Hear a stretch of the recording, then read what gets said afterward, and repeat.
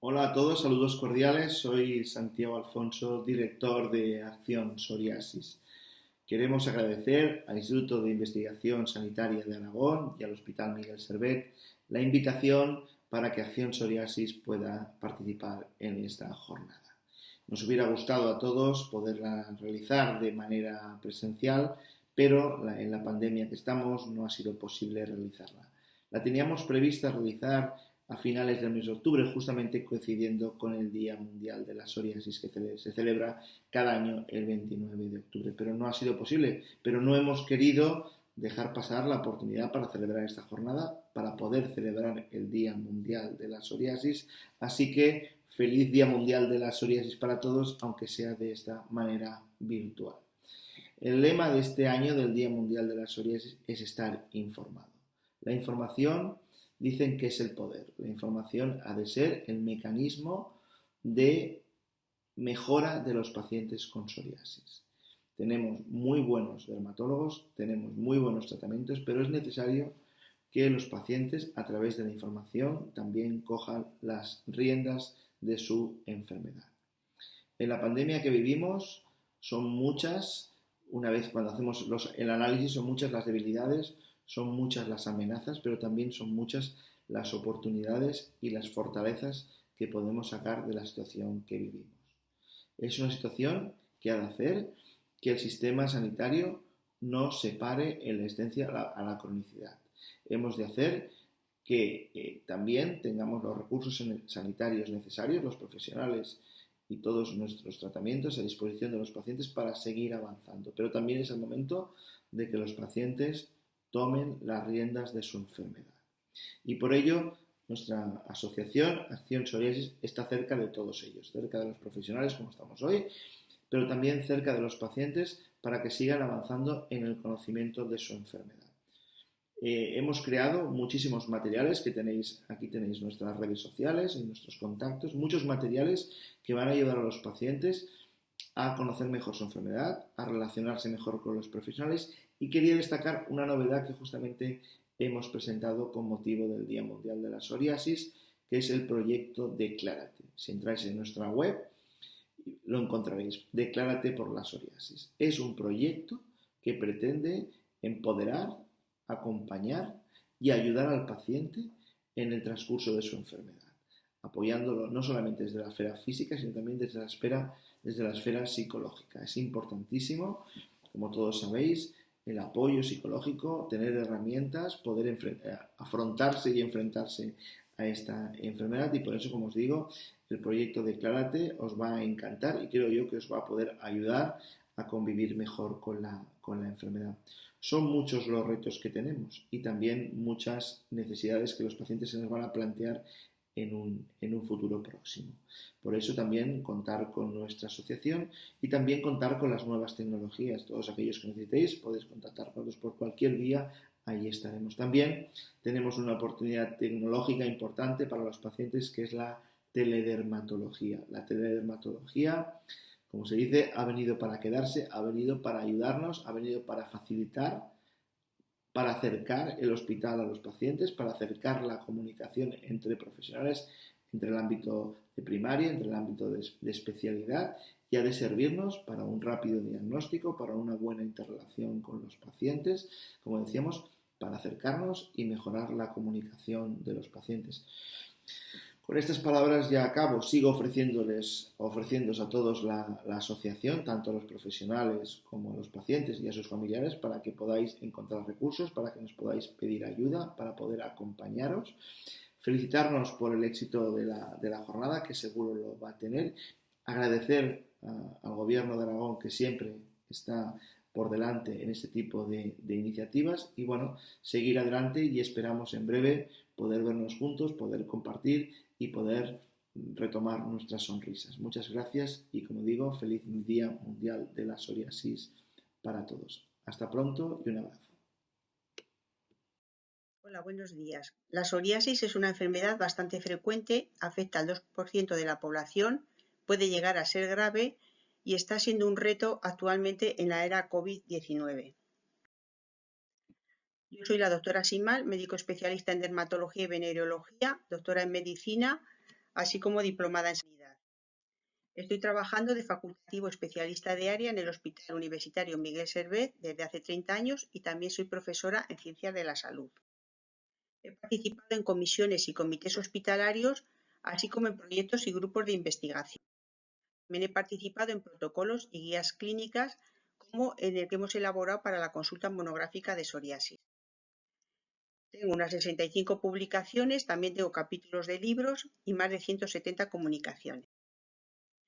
Desde 1999, el Hospital Universitario Miguel Servet cuenta con una consulta monográfica de psoriasis, de las que nos encargamos en el momento actual la doctora Morales y yo. Está ubicada en las consultas externas del Hospital Universitario Miguel Servet. También contamos con el apoyo de la unidad de biológicos, por si tenemos que instaurar un tratamiento intravenoso, y con el apoyo de la consulta de enfermería. Los pacientes que visitamos en esta consulta tienen un psoriasis moderado o grave. Son enviados desde el servicio de dermatología del hospital o bien del servicio de reumatología. Estamos llevando actualmente unos 400 pacientes a los que sometemos en ocasiones, si su psoriasis es grave, a tratamientos inmunomoduladores o inmunosupresores y que muchas veces tienen comorbilidades. Vamos a repasar las manifestaciones clínicas de la psoriasis, qué factores lo desencadenan, así como las comorbilidades y los tratamientos actuales, para pasar posteriormente a los problemas que ha generado la era COVID en la psoriasis, así como las soluciones. La psoriasis es una enfermedad cutánea de carácter inflamatorio. La forma más frecuente es la llamada vulgar o en placas, su curso es crónico, recidivante y la etiología desconocida. ¿Cuál es la causa de la psoriasis? Sobre un desorden genético, una predisposición genética, actúan los factores desencadenantes, que pueden ser el estrés, pueden ser las infecciones, pueden ser los cambios climáticos, distintos medicamentos. Estos actúan sobre esta predisposición genética y comienza la liberación de sustancias inflamatorias, las citoquinas. Este desencadenamiento de las citoquinas hace que se produzca una gran cascada inflamatoria que sería la responsable de la piel que se pone roja, gruesa, descamativa, que es la forma clínica típica de la psoriasis. Tenemos distintas formas clínicas. La más frecuente es la psoriasis vulgar y sus variantes topográficas, pero también existen otras, como puede ser la psoriasis pustulosa, psoriasis eritodérmica o bien artropática. La más frecuente es la psoriasis vulgar, que ocurre en el 80% de los pacientes. Y esta sería una placa típica de psoriasis, una placa pápulo-eritemato-escamosa. Se localiza principalmente en las articulaciones, en los codos, en las rodillas, en la zona lumbar, pero que tiene también localizaciones especiales, como vamos a ir viendo. Puede afectarse el cuero cabelludo. Cuando se localiza a nivel de los pliegues es lo que denominamos psoriasis invertido, psoriasis palmoplantar, cuando afecta a las manos o los pies, o bien psoriasis ungueal. Generalmente va asociado con otras formas de psoriasis o bien con una artritis psoriásica. Otra forma clínica sería la psoriasis pustulosa, que puede ser más o menos grave, más o menos extensa. Esta sería una forma extensa, y también hay formas localizadas, como puede ser esta forma en manos y pies. Cuando la psoriasis afecta más del 80% de la superficie corporal, estamos hablando de psoriasis eritrodérmica, que puede ser también una enfermedad grave. El mejor conocimiento de la fisiopatología de la psoriasis nos ha llevado a saber que la psoriasis no solo afecta la piel y mucho más, afecta a distintos órganos. Cuando coexisten estas enfermedades con la psoriasis es lo que denominamos comorbilidades en psoriasis. Las principales son la artritis psoriásica, la enfermedad cardiovascular, obesidad, la diabetes, dislipemia, hipertensión arterial. Todo ello formaría parte, estas últimas, del síndrome metabólico, hígado graso, enfermedad inflamatoria intestinal, cáncer, ansiedad, depresión. También coexiste con hábitos de consumo comunes con estas enfermedades, como es el tabaco y el alcohol, o con alteraciones renales. Es importante detectar estas comorbilidades, ya que nos pueden llevar a su prevención y a su tratamiento. También tenemos que evitar la interferencia de medicamentos que podamos poner para la psoriasis y que perjudiquen las comorbilidades, o viceversa, un medicamento que ponemos para una comorbilidad que nos puede perjudicar la psoriasis. Es necesario que lleguemos a un diagnóstico temprano de las mismas para evitar que haya formas más graves de estas enfermedades. Por ejemplo, en la artritis psoriásica sabemos que la psoriasis precede a la artritis en el 70% de los casos, incluso durante 10 o 15 años antes. Entonces, es bueno que la detectemos precozmente para evitar llegar a formas graves, como sería este caso de artritis mutilante. ¿Qué terapéutica empleamos en la psoriasis? Va a depender, según está el estadio de la psoriasis. En una psoriasis leve, vamos a emplear tratamientos tópicos. En una psoriasis moderada podemos emplear la fototerapia y también tratamientos tópicos. Mientras que es una psoriasis grave, emplearemos ya terapia sistémica. Bien los tratamientos convencionales como la ciclosporina, el metotrexate y los retinoides, o bien los biológicos o las moléculas pequeñas. Como criterios de gravedad, seguimos las normas del grupo de psoriasis de la Academia Española de Dermatología, en la que como regla mnemotécnica se habla de la regla de los 10. Cuando el PASI, que es la superficie de piel afectada por la psoriasis, es superior a 10, el BSA, que es el porcentaje de piel afectada, es también igual o superior a 10, o bien el índice de calidad de vida, que lo hacemos por un test que es el LQI, es también igual o superior a 10, estamos hablando de psoriasis grave. Tratamiento para psoriasis tenemos terapéutica local, que en ocasiones es suficiente, pero puesto que estamos hablando de psoriasis grave, nos vamos a centrar en la terapéutica sistémica. No podemos olvidar la fotoquimioterapia. La luz ultravioleta tipo ultravioleta A o ultravioleta B. Cuando lo asociamos con solalenos es lo que se denomina PUVA, y cuando se asocia también con retinoides es lo que denominamos REPUVA. Este sería el aparato de fototerapia para manos y para pies que tenemos en el servicio de dermatología. Este sería la cabina para cuerpo entero. En la época de la pandemia pues no hemos podido utilizar por la fuente de contagio que puede suponer para los pacientes. Los principales tratamientos sistémicos de los que disponemos son los retinoides orales, la ciclosporina, el metotrexate, así como la terapia biológica y las moléculas pequeñas. Se ha visto que estos medicamentos pueden producir efectos secundarios importantes, como puede ser la hepatotoxicidad en el metotrexato, producir aumento de cáncer de piel en el PUVA, así como nefrotoxicidad en la ciclosporina. Esto ha llevado a nuevos avances terapéuticos, como son los fármacos biológicos. La terapia biológica consiste en proteínas que bloquean los mecanismos moleculares específicos en la inflamación que produce la psoriasis. Al actuar específicamente sobre los mecanismos que provocan los síntomas de la enfermedad, sus efectos secundarios son menores. Las normas de inclusión para la terapia biológica es el tratamiento de adultos y niños con psoriasis en placas de moredad grave que no han respondido o que tienen contraindicada o no toleran otra terapia sistémica, incluyendo ciclosporina, metotrexato o PUVA. La terapia biológica que disponemos actualmente la vemos aquí en 4 grupos: fármacos antifactor de necrosis tumoral alfa, anticuerpos monoclonales humanos inhibidores de la interleucina 12-23, anticuerpo monoclonal humano inhibidor de la interleucina 17 y anticuerpo monoclonal humano inhibidor de la interleucina 23. Cada terapia biológica actúa a un nivel en una diana terapéutica, por lo cual son más precisas. Entre los anti-TNF tenemos el infliximab, el etanercept, el adalimumab y el certolizumab. Como fármacos bloqueantes de la interleucina 12-23, el ustekinumab. Antiinterleucina 17, secukinumab, sequizumab y brodalumab. Bloqueadores de la interleucina 23, silaquizumab, guselkumab y risankizumab. Las moléculas pequeñas, el apremilast y los fumarate. Podemos concluir diciendo que la psoriasis es una enfermedad grave, es frecuente, cursa con comorbilidades y en ella empleamos fármacos sistémicos, bien los convencionales, biológicos o moléculas pequeñas. Estos pacientes precisan la realización de una historia clínica y una exploración en la primera visita según un protocolo, realizar revisiones periódicas y pruebas complementarias al inicio y cada 3 o 6 meses. Y también ellos tienen que retirar los fármacos de la farmacia hospitalaria. Con lo cual, ahora la doctora Morales nos hablará de estos problemas y las soluciones que hemos encontrado en la era COVID-19. Muchas gracias. Buenos días a todos y muchas gracias por vuestra asistencia.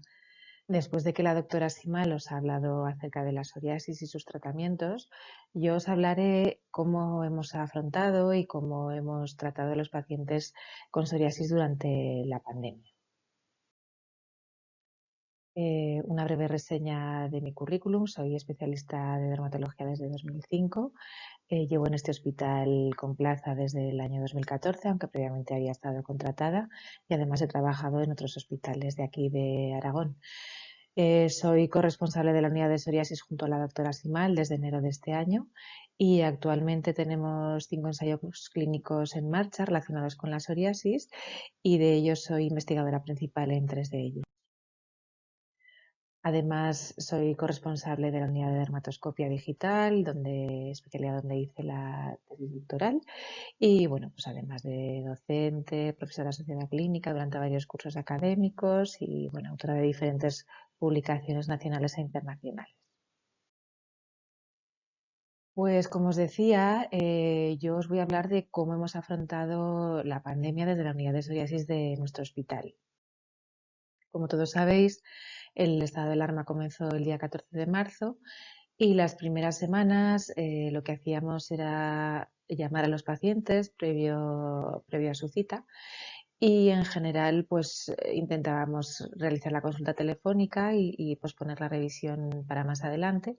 Lo que ocurre es que en la consulta monográfica de psoriasis muchos pacientes sí querían acudir presencialmente, ya que son pacientes crónicos de mucho tiempo de evolución y bueno, pues yo creo que son pacientes que están como más, son más dependientes de nosotros y querían venir a la consulta. Por supuesto, en estos casos adoptamos las medidas que todos hemos hecho, pues mascarilla por parte de ambos, usar gel desinfectante antes de entrar a la consulta, una distancia física mínima de 1,5 metros y, por supuesto, limpiar continuamente entre pacientes. ¿Y qué ocurría con los pacientes que estaban en tratamiento sistémico? ¿Debían continuar o no? Esto fue como la gran duda inicial que no teníamos muy claro qué hacer con nuestros pacientes de psoriasis. Pues en lo que nos basamos fueron en los protocolos de tratamiento que nuestra Academia de Dermatología, concretamente el grupo de psoriasis, hizo en este documento. Recogieron pues, las recomendaciones del grupo de psoriasis sobre cómo teníamos que manejar a los pacientes durante la pandemia. Ahora os explicaré brevemente. Este fue el artículo que un poco inició y nos sugirió qué teníamos que hacer con los fármacos que utilizamos para psoriasis. Actualmente los fármacos que más utilizamos son los fármacos o bien anti-TNF o anti-interleuquina 17 o anti-interleuquina 23. Y parece ser que precisamente estas interleuquinas, que son claves en la psoriasis contra las que actuamos, no parecen influir en el curso de la infección y sí estar implicadas en la tormenta inflamatoria que está asociada a la gravedad de la infección. Esto inicialmente en marzo no, bueno, pues había una intuición, pero no estaba muy claro, pero conforme han ido pasando los meses lo hemos visto y así es. De manera que nuestros pacientes que están en tratamiento con estos fármacos, sobre todo las antiinterleuquinas 17 o 23, pues son pacientes que no se recomienda suspender los tratamientos salvo que tengan una infección activa. Por lo tanto, como os decía, la norma general es no suspender los tratamientos. Por supuesto, si hay una infección activa sí que hay que suspender o si ha habido un contacto cercano con una persona COVID o conviviente. Respecto a los pacientes que estaban en fototerapia, sí que suspendimos la cabina temporalmente porque, bueno, pues ya sabéis que es un espacio cerrado, por el riesgo al contagio sí que lo suspendimos, pero volvimos otra vez a utilizarla. ¿Y qué ocurría con los pacientes candidatos a iniciar tratamiento sistémico? Parece que los que estaban ya, pues bueno, podíamos continuar, pero ¿qué ocurría cuando teníamos que comenzar? Este es un artículo en el que se recoge cómo debemos actuar o qué tipo de fármacos tienen más o menos riesgo en nuestra especialidad para poder utilizar durante la pandemia. La verdad es que es un esquema muy claro que nos ha sido muy útil a todos los dermatólogos y aquí vemos como en rojo, con este símbolo, vemos los fármacos que tienen más riesgo porque son más inmunosupresores y entre ellos están los corticoides sistémicos, ciclosporina, metotrexato, aciatropina, en general todos los inmunosupresores sistémicos y también el rituximab. Como riesgo intermedio consideramos los fármacos anti-TNF y los fármacos anti-interleuquina, que en principio se podría incluso continuar con el tratamiento si tenían síntomas virales leves, pero si ya desarrollaban síntomas severos, pues entonces ya sí que había que suspender el tratamiento. Y por último, hay dos fármacos que sí que se consideran seguros, que no es necesario suspender porque no se consideran inmunosupresores, que son el dupilumab, que es una antiinterleuquina 4 que utilizamos para dermatitis atópica, y apremilast, que lo utilizamos para psoriasis. Y cuando un paciente ha pasado una infección COVID, cuando un paciente de nuestra consulta ha estado infectado, ¿cuándo podemos reiniciar su tratamiento biológico o sistémico? Pues consideramos, y no solo nosotros, sino las principales sociedades científicas, consideramos que debe haber 2 test COVID negativos para considerar que esté curado y en el caso de que no hayamos podido hacer test, esperar 30 días después de la desaparición de la fiebre y de los síntomas respiratorios. Y además del manejo de los pacientes respecto a sus tratamientos, el grupo de psoriasis de la academia también hizo unas recomendaciones acerca del uso de la teleconsulta, una técnica que afortunadamente ya llevamos más de 2 años en nuestro hospital realizándola y que en el caso de estos meses, pues la verdad es que ha sido una herramienta muy útil. Por lo tanto, sí que nos aconsejaban y nos animaban a que hiciéramos estas consultas mediante teledermatología diferida, de manera que el centro de salud podía enviar imágenes y podemos seleccionar de esta manera los candidatos para la consulta presencial. Además, el seguimiento de la respuesta terapéutica se puede hacer por esta vía. Hay que decir que en nuestro caso no tenemos videoconsulta porque no tenemos cámara en el ordenador, pero sí que lo hicimos a través de teléfono por correo electrónico y la verdad es que nos ha sido muy útil. Y además durante estos meses hemos implementado la autoprescripción hospitalaria, que ha sido de gran ayuda, de manera que podíamos renovar los tratamientos de los pacientes sin necesidad de que viniesen físicamente a recogerlo. Y además, en el caso de que hubiera habido alguna incidencia con el tratamiento o respecto a su enfermedad, lo hicimos a través del teléfono.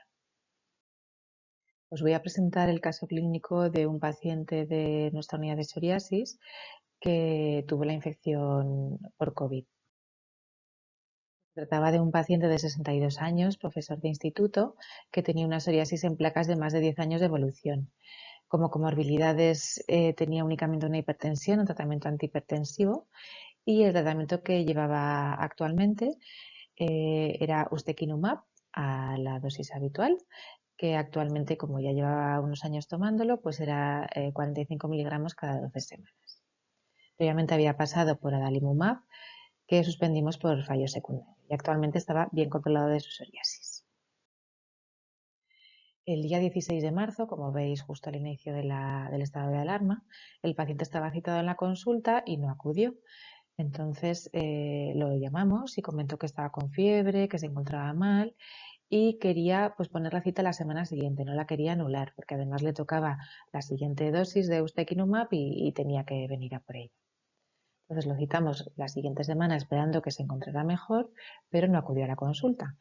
Entonces, a final de la mañana lo llamé yo y hablé con la esposa. Me dijo que estaban los dos con fiebre, que su médico de primera les había diagnosticado telefónicamente de COVID por los síntomas que él tenía y que ella tenían ambos, y que además él estaba en la cama con muy mal estado general, con disnea y sobre todo asustado. Yo me quedé un poco preocupada, la verdad, y quedé que le llamaría en unos días y al día 30 de marzo, a la semana, volví a llamar y ya me comentó la esposa que estaba en UCI, que el paciente un día de repente se encontró fatal, no podía respirar, entonces llamaron a la ambulancia y fijaos qué saturaciones. Cuando llegó al hospital estaba con una saturación inicial de 66, de manera que pasó directamente a la UCI. Estuvo desde el día 29 de marzo al 14 de mayo en UCI. La evolución fue muy lenta y tuvo momentos críticos y, además de toda su sintomatología COVID, inició síntomas compatibles con un ictus, con una hemiparesia izquierda, y que finalmente se confirmó la enfermedad isquémica cerebral, viéndose múltiples infartos isquémicos por microembolismo. Una vez que el paciente fue evolucionando favorablemente, ingresó en planta y de hecho sigue todavía hospitalizado en rehabilitación por su hemiparesia izquierda. Pero además, durante su ingreso, una vez ya que estuvo en planta, el paciente, que había estado previamente controlado de su psoriasis, empezó a desarrollar unas lesiones eritematodo-esquemativas generalizadas, algunas de aspecto pustuloso, y dado que había tomado múltiples fármacos, el diagnóstico diferencial era o una toxicodermia o un psoriasis pustuloso, de manera que le hicimos una biopsia, y en la biopsia la sospecha clínica era de una psoriasis, pero la biopsia tampoco se vio muy claro. Podía ser cualquiera de las dos entidades. En principio lo mantuvimos con tratamiento tópico durante unos meses, pero fue empeorando progresivamente e iniciamos tratamiento con apremilast desde hace un mes aproximadamente. Como os decía, el paciente sigue ingresado y actualmente está en el servicio de rehabilitación y su evolución es favorable con apremilast. Como conclusiones de este caso clínico, pues ya veis que es un caso excepcional, una evolución muy tórpida y que probablemente no haya tenido nada que ver con su tratamiento biológico de base, ya que el inicio de los síntomas COVID fueron con la mínima dosis de fármaco en sangre, que era la semana 10-11 tras la última dosis de ustekinumab, de manera que no creemos que haya tenido relación. Sí que probablemente haya unos factores predisponentes previos, como su hipertensión y el hecho de que su padre haya fallecido por ictus, de manera que probablemente tenga una genética predisponente. Y además el brote posterior que tuvo de psoriasis pustuloso, que clínicamente lo diagnosticamos así, haya sido probablemente por la dosis alta de corticoides sistémicos que se le administró durante su ingreso. Y os presento este caso clínico porque lo hemos reportado a esta plataforma denominada Soprotec. El objetivo de esta plataforma es reportar todos aquellos pacientes con psoriasis que hayan sufrido la infección, para pues tener un poco datos de todos estos pacientes, de qué tratamientos llevaban, de cómo ha sido su evolución, pues poder sacar conclusiones. Actualmente se han reportado 527 casos y, como veis, Europa hemos sido el país que más, Europa hemos sido el continente que más casos hemos reportado. Aquí, como veis, pues hace un análisis estadístico de todos los hallazgos. Pues como veis, se confirmó en un 45% de los casos la infección y sospechada en un 55%. El sexo predominante fue el masculino. La mayoría de pacientes no habían fumado y la mayoría de pacientes no tenían artritis psoriásica. Respecto a la severidad de la psoriasis, cuando apareció el COVID, pues pocos eran severos, como podéis ver en este diagrama. Y además, pues la mayoría de los pacientes se mantuvieron en el mismo estadio en el que estaba su enfermedad, ni empeoraron ni mejoraron. Respecto a la medicación más frecuente utilizada por los pacientes que tuvieron COVID, fueron los anti-TNF y los anti-IL-17, porque realmente son los fármacos que más utilizamos actualmente. Y respecto a si se paró la medicación durante la infección, pues la mayoría sí. Respecto a la hospitalización, la mayoría no requirieron hospitalización y ya veis que casi todos tuvieron una buena evolución y se recuperaron. Y por lo tanto, como conclusión, decir que nuestra experiencia en la unidad de psoriasis del hospital es muy similar a la de otros centros. Como norma general, los pacientes que estaban en tratamiento biológico sistémico no han suspendido su tratamiento.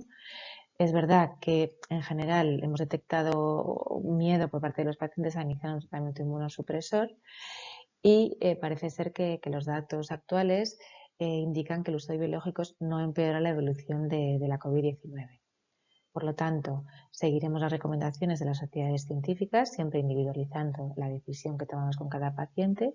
Y es verdad que todavía hay muchas dudas por responder, aunque poco a poco, pues bueno, cada vez se va viendo más claro. Y siempre aconsejar el basar nuestras decisiones en la evidencia científica y no en el miedo a esta nueva situación. Muchas gracias a todos por vuestra asistencia.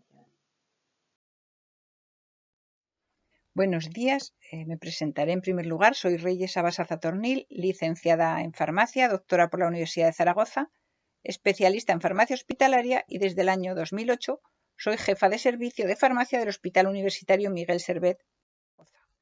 Voy a hablar de la contribución del farmacéutico de hospital a la atención del paciente con... Como ya he comentado, soy jefa del servicio de farmacia del Hospital Miguel Servet.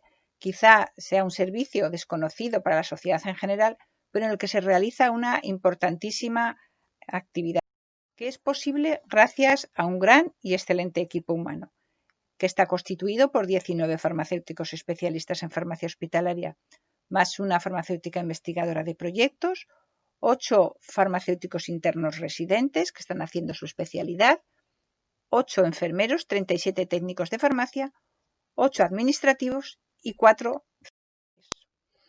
El farmacéutico trabaja integrado en el equipo asistencial para aportar valor tanto al paciente como al sistema sanitario al que pertenece, como a la sociedad en su conjunto. En relación a la atención al paciente con psoriasis, el objetivo es conseguir los mejores resultados en salud, resultados que sean los que realmente importan a los pacientes, mediante el uso seguro y eficiente de los medicamentos de forma integrada y corresponsable con todo el equipo de atención al paciente. ¿Cuáles son las actividades quizá a destacar que realiza el farmacéutico de hospital en relación a la atención del paciente con psoriasis? Pues desde luego contribuye a una correcta prescripción, asegura la calidad y la disponibilidad de medicamentos que el paciente necesita, también asegura la correcta dispensación, realiza el seguimiento farmacoterapéutico, monitoriza los efectos de los fármacos para poder prevenir, identificar y resolver problemas relacionados con los mismos, educa y asesora a los pacientes en materia de medicamentos, estimula la adherencia de los pacientes a su tratamiento, todo ello en un contexto de uso racional de los recursos. ¿Cómo contribuye el farmacéutico de hospital a una correcta prescripción? Pues una de las líneas de actuación es en la selección de los medicamentos que se usan en el hospital. Esta selección se realiza en comisiones autonómicas de las cuales forma parte el farmacéutico. No todos los medicamentos que están disponibles en el mercado se disponen en el hospital porque se seleccionan aquellos que son más eficaces, más seguros, presentan mayor calidad y el coste sea asumible para el sistema sanitario. De tal manera que ante un medicamento, cuando aparece en el mercado un nuevo medicamento, se realiza lo que se denomina el posicionamiento terapéutico, que es definir el lugar que va a ocupar ese medicamento dentro de un esquema terapéutico, de una indicación o de un problema de salud específico.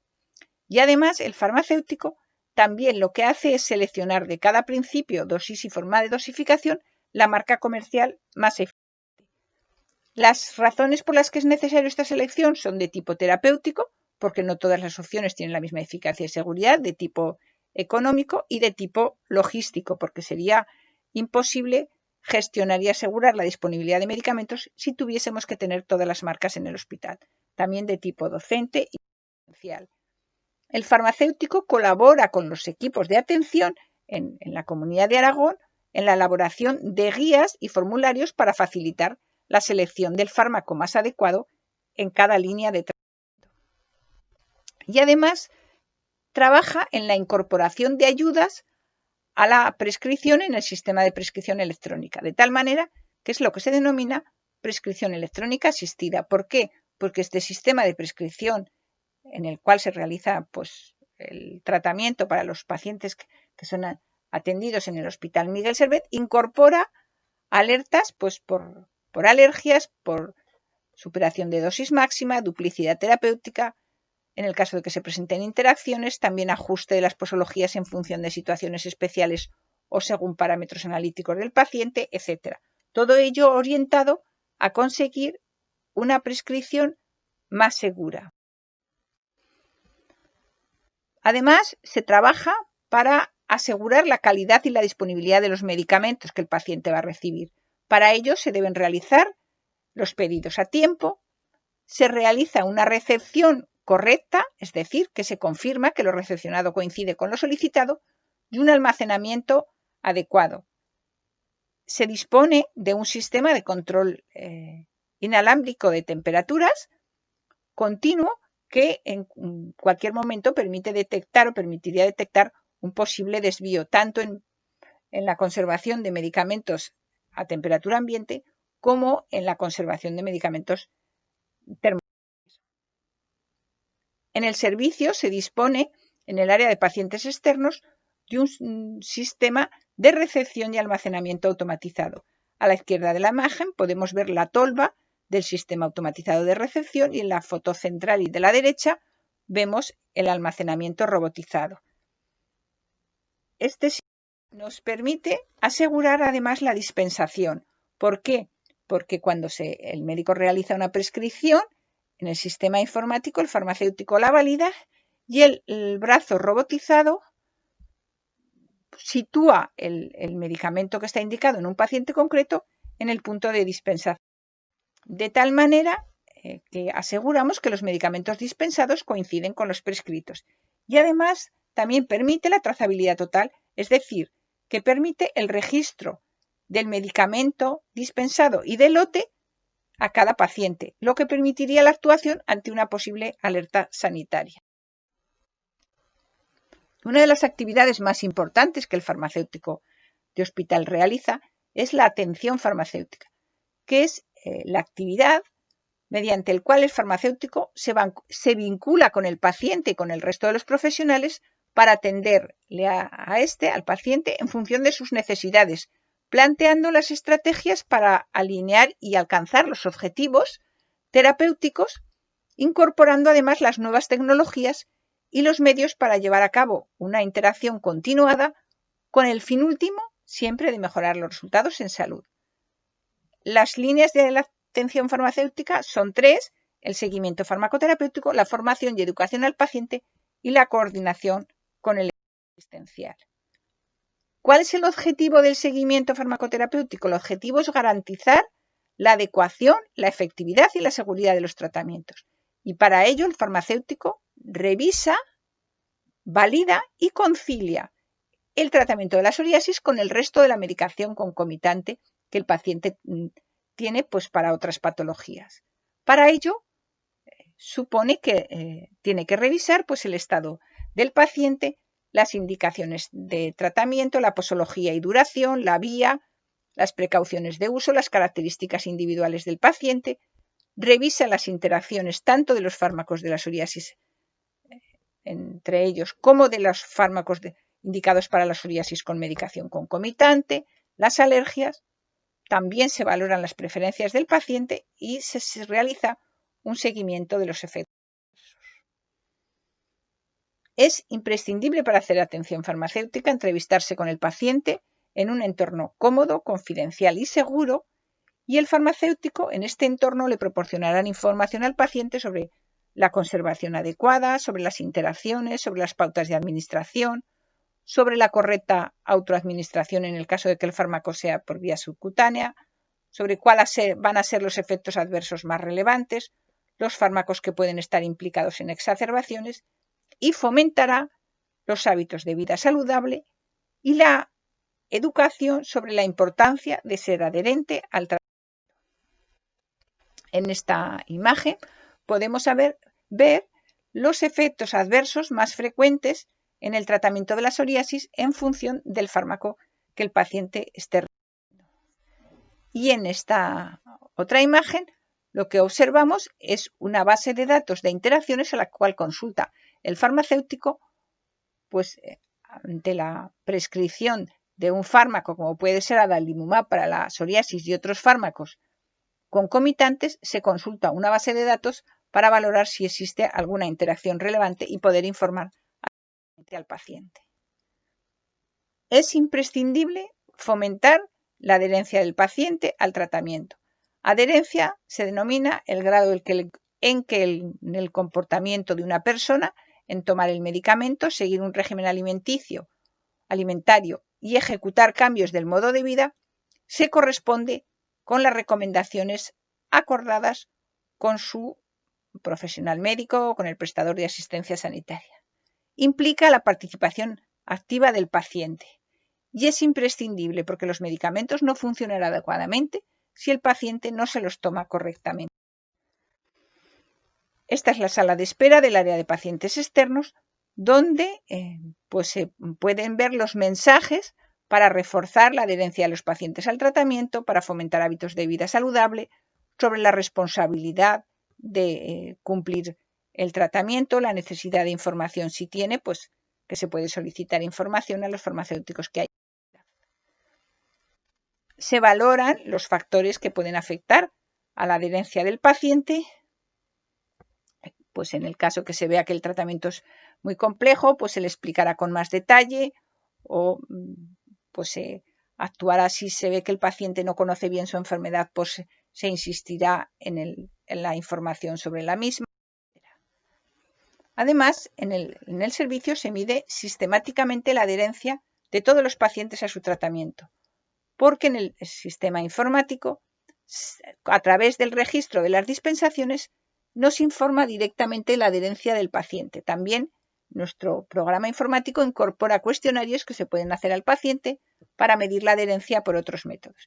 Y esta información de si el paciente es adherente a su tratamiento o no, se informa no solo al farmacéutico, sino también al médico. Un aspecto que quiero resaltar es que para hacer posible esta tarea, los farmacéuticos de hospital están formándose de manera permanente. Finalmente, voy a comentar simplemente dos pinceladas de algunas características de la atención desde los servicios de farmacia al paciente con psoriasis en tiempos de COVID-19. Básicamente, la actividad ha sido la misma que ya he mencionado y simplemente resaltaré que ha habido mayores dificultades para asegurar la disponibilidad de medicamentos, ha habido muchos problemas de suministro y hemos tenido, yo decía en una entrevista, hemos hecho juegos malabares para conseguir asegurar la disponibilidad de los medicamentos. Se ha tratado de minimizar las visitas de los pacientes al servicio de farmacia, al hospital en general y al servicio de farmacia en particular, y para ello las consultas se han establecido consultas de atención farmacéutica telefónica. Se han realizado más de 5.000 consultas en todo tipo de pacientes desde el 15 de marzo hasta el 30 de junio. Y se estableció un sistema de entrega de medicamentos en el domicilio de los pacientes junto con Cruz Roja. Desde el que se estableció el estado de alarma hasta final de mayo se habían realizado más de 3.300 entregas de medicamentos en el domicilio de sin olvidarnos que durante todo este tiempo, desde que inició la pandemia, se ha impulsado también la investigación y la colaboración del servicio de farmacia en ensayos clínicos. Nada más, simplemente para terminar, muchísimas gracias por su atención, gracias a los que han hecho posible esta jornada y recuerden que hay un farmacéutico en el hospital al que pueden preguntarle y bueno, que seguro que le podemos ayudar. Muchísimas gracias.